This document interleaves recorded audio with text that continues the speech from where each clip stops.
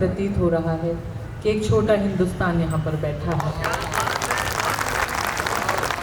मैं जानती हूँ, मुझे आने में देरी भी हुई। मैं जानती हूँ कि ये विशुद्ध कवि सम्मेलन का मंच नहीं है, ये राजनीतिक माहौल है, ये गांव है। यहाँ पर आप सभी बैठे हैं, अभिनय भैया के परिवार के लोग यहाँ पर बैठे हैं।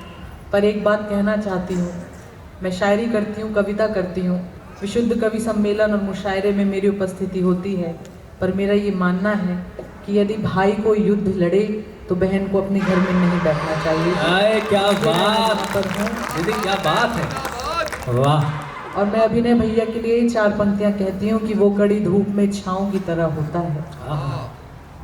राजनीतिक परिवार से ताल्लुक़ रखती हूँ, इसलिए हर किसी को भाई नहीं कहती, क्योंकि मैंने भी दुनिया देखी है और राजनीति हमारे ख़ानदान में रही है। और मैं जानती हूँ कि किसको भाई कहना है, किसको नहीं कहना है, क्योंकि भाई एक ऐसा किरदार है, भाई बहुत मजबूत शब्द होता है और बहुत जिम्मेदारी का शब्द होता है।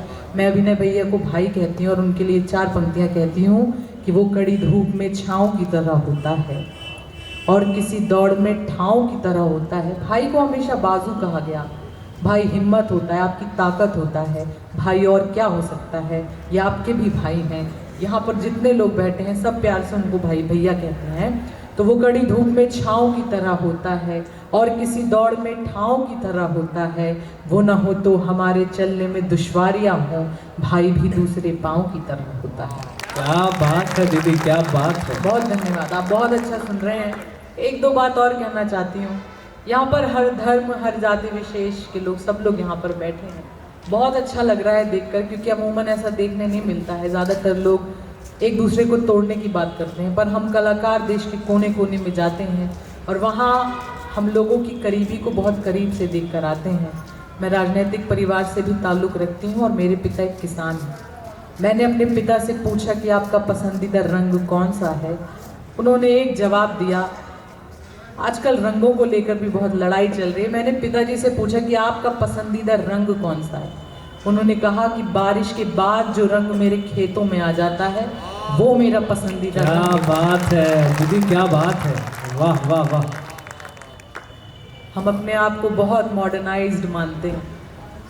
हम मानते हैं कि हम बड़े शहर में, मेट्रो सिटी में रहने लगे हैं तो हम बहुत मॉडर्न हो गए। उस दौर में यदि ऐसी महफिल है, ऐसे लोग हैं और इतने लोग आप जोड़ पा रहे हैं, वो बहुत बड़ी बात है। क्योंकि बाप किसानी करता है और बेटा दफ्तर जाता है। आज के दौर में बच्चे अपने पिता से कहते हैं कि हमें स्पेस चाहिए। आप क्या जानो हमारे प्रोफेशनल लाइफ की दिक्कतें, हमारी जॉब की दिक्कतें। तब पढ़ती हूँ, मेरे किसान भाई यहाँ पर बैठे हैं, पिता स्वरूप यहाँ पर लोग बैठे हैं कि बाप किसानी करता है और बेटा दफ्तर जाता है। बाप किसानी करता है और बेटा दफ्तर जाता है। पानी जितना फैला हो पर बांध से रुक कर जाता है। जितने भी ऊंचे हो जाओ याद मगर इतना रखना, सर जितना ऊंचा हो दरवाजे से झुक कर जाता है। हाय हाय, क्या बात है। बहुत धन्यवाद, क्या बहुत अच्छा सुन रहे हैं। गाँव में बड़े बड़े राजनेता, बड़े बड़े अभिनेता आते हैं और रील बनाकर चले जाते हैं। रियल लाइफ में क्या दिक्कतें हैं लोगों की, उनसे उनको कोई मतलब नहीं होता। असली नेता वो नहीं है जो आए गांव में और अपनी गाड़ियों के काफिले की रील बनाए और चले जाए।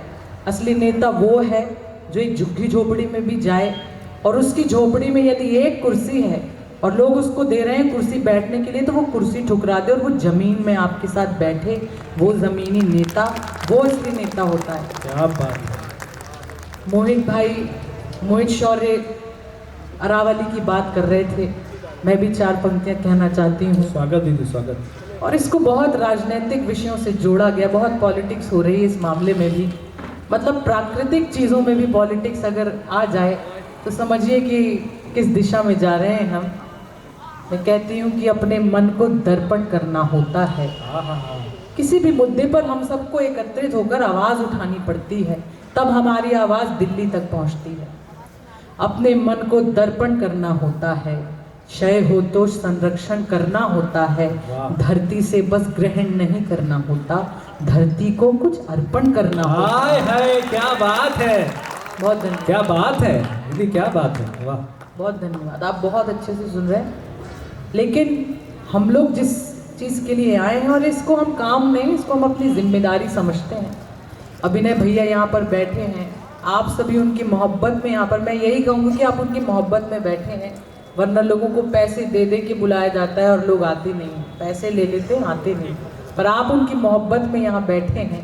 तो हम लोग एक संकल्प करें कि भैया अच्छा काम कर रहे हैं, आज आप सभी उनके साथ हैं, लेकिन जिस दिन उनको आपकी सबसे ज़्यादा ज़रूरत होगी, सबसे पहली सफ में आप होनी चाहिए। तालियों से सुन लीजिए। क्या बात। अब बहुत अच्छा सुन रहे हैं। उनकी पत्नी यानी हमारी भाभी भी यहाँ हैं, उनकी बेटी भी यहाँ है। मंच पर मैं इकलौती कवित्री हूँ। पहले कवियों को ही बुलाया गया, पहले मोहित शौरी को बुलाया गया, स्वयं श्रीवास्तव को बुलाया गया, अपूर्व विक्रम शाह को बुलाया गया। फिर लोगों ने कहा यार तीन इतने सुंदर कवि आ जाएंगे तो दिक्कत हो जाएगी।